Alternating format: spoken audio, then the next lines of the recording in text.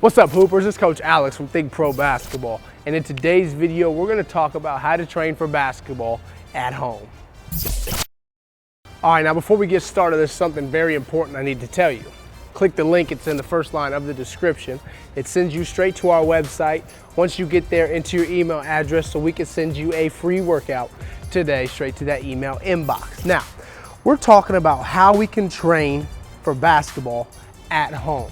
The first thing we're going to talk about is not allowing our surroundings to hold us back. And what I mean by this, if you're not able to be in a gym like I am right now and you're at home, you have to find a way in order to get better.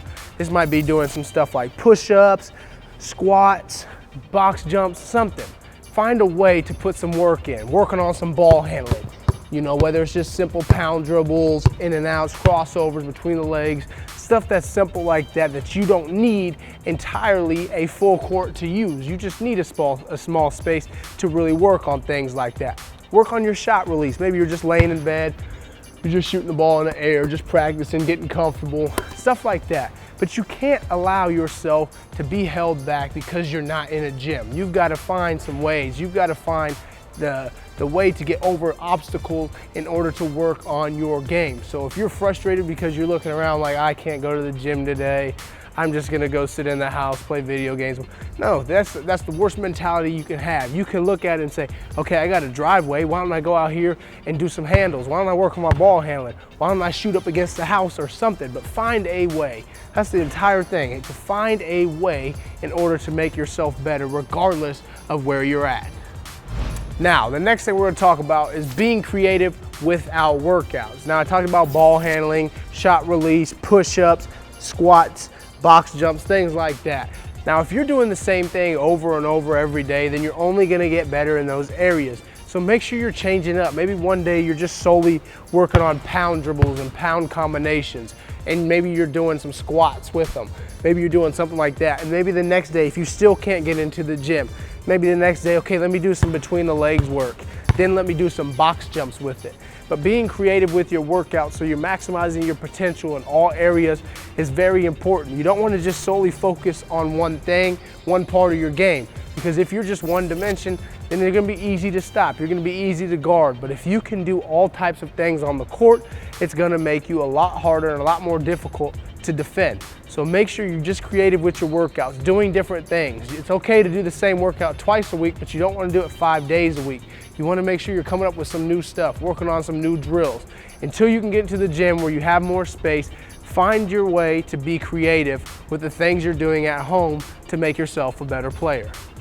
Now, if you're having trouble being creative in working your workouts out and planning them out and how you want to attack them, go ahead and hit that training program, go to the THINCPRO website, use the training programs that we will provide for you in order to get you set up and started, because having a training program will allow you to be committed, follow along, and have an outline to some workouts that can help you.